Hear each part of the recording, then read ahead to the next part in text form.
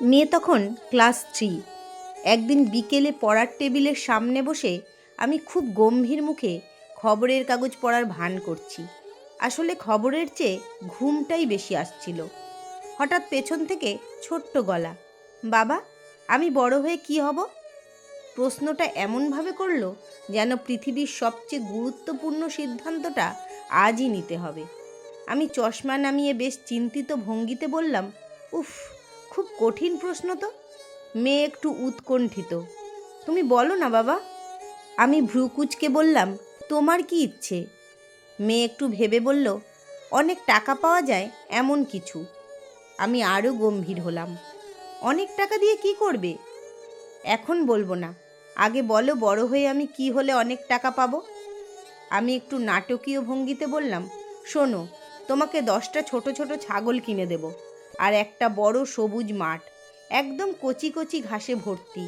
তুমি ছাগলগুলো চড়াবে, বড় করবে, তারপর বিক্রি করবে, দেখবে কত টাকা। মেয়ে একেবারে নাক সিটকালো, না, আমি ছাগল টাগল চড়াবো না। তাহলে কি করবে? সে বেশ আত্মবিশ্বাসের সঙ্গে বলল, আমি ডাক্তার হব। ডাক্তার হলে অনেক টাকা পাওয়া যায়। আমি একটু হেসে বললাম, এই তো তুমি নিজেই ঠিক করে নিয়েছো, তাহলে আমায় জিজ্ঞেস করলে কেন? মেয়ে একটু লজ্জা পেয়ে বলল, তবুও একবার জিজ্ঞেস করলাম। তারপর আবার প্রশ্ন, আচ্ছা বাবা, ডাক্তার হলে কি অনেক টাকা পাওয়া যায়? হ্যাঁ, তা পাওয়া যায়। আমি আবার একটু দুষ্টুমি করে বললাম, তবে হাজার হাজার ছাগল বড় করতে পারলে ডাক্তারের থেকেও বেশি টাকা পাওয়া যাবে।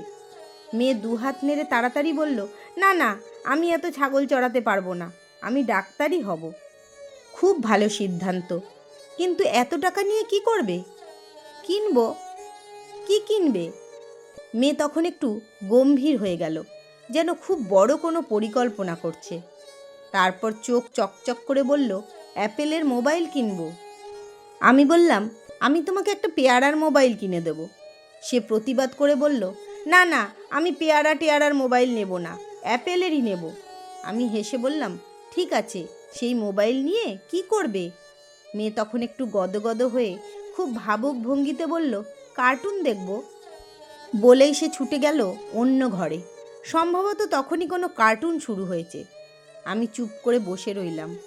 মনে মনে ভাবলাম, আজ থেকে 25 বছর পরে মেয়ে বড় ডাক্তার হয়েছে, নিজের চেম্বারে বসে রোগী দেখছে। 5 জন রোগী দেখার পর হঠাৎ রিসেপশনে ঘোষণা, ডাক্তার ম্যাডাম এখন আধ ঘন্টা ব্রেক নেবেন, কারণ এখন পোগো চ্যানেলে ছোটা ভীম শুরু হয়েছে। অথবা অপারেশন থিয়েটারে রোগীকে অজ্ঞান করে রাখা হয়েছে, সার্জারি শুরু হওয়ার কথা, কিন্তু ডাক্তার নেই। খোঁজাখুঁজি করে দেখা গেল উনি বাইরে বেঞ্চে বসে ফোন হাতে খুব মন দিয়ে ভোলু অ্যান্ড বুলবুলে দেখছে। এই সব কল্পনা করতে করতে হঠাৎ মনে হলো, আসলে বড় হওয়া মানেই হয়তো এই সরলতাটা একটু একটু করে হারিয়ে ফেলা।